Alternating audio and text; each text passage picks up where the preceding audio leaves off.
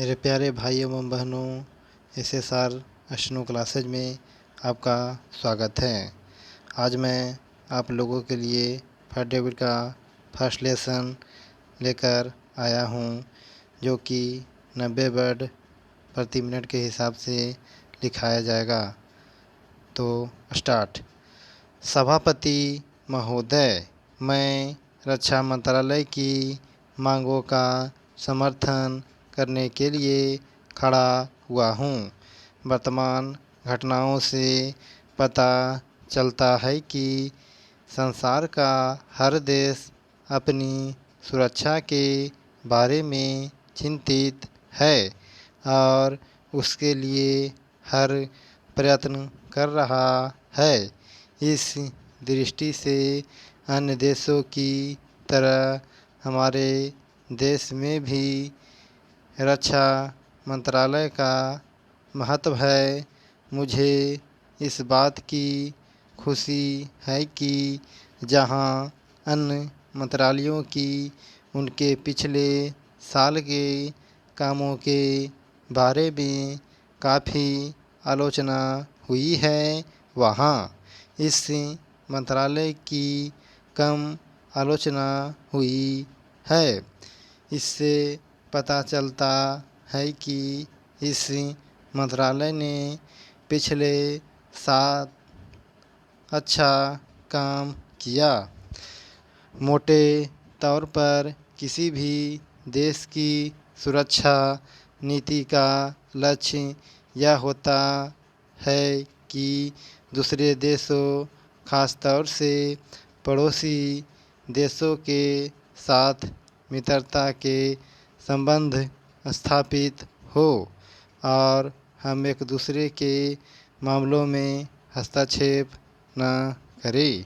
लेकिन उसके साथ यह भी ज़रूरी होता है कि हम अपने देश की सीमाओं और अखंडता की रक्षा करें।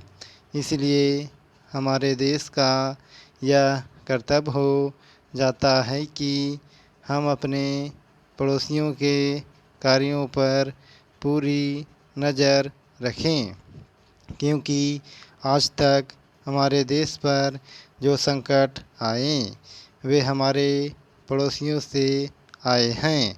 1965 में पाकिस्तान के साथ जो लड़ाई हुई और उसके बाद ताशकंद में जो समझौता हुआ, वह सिर्फ कागज़ पर ही रहा। पाकिस्तान ने उस पर कोई अमल नहीं किया। इस दृष्टि से बहुत ज़रूरी है कि हम अपने देश की सुरक्षा की तरह से व्यवस्था करें।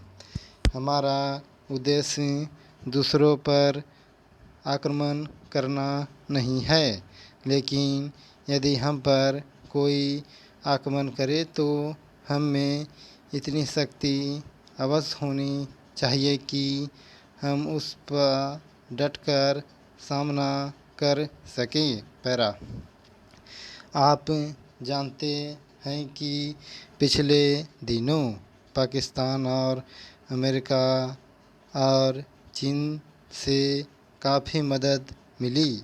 रक्षा मंत्रालय की रिपोर्ट में भी कहा गया है कि पिछले साल अमेरिका ने पाकिस्तान को 1500 करोड़ रुपए की फौजी सहायता दी है।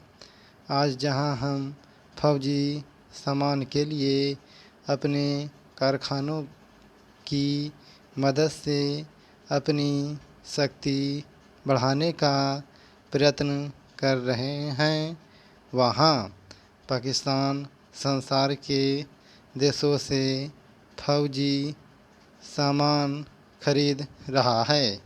अपनी नीति के कारण वह सब देशों से लाभ उठा रहा है। मेरा सुझाव है कि हमको भी अपनी शक्ति बढ़ाने के लिए संसार के अन्य देशों से अधिक फौजी सामान खरीदना चाहिए। आज तिब्बत की सीमा पर चीन की 1.5 लाख फौज खड़ी है। स्टॉप।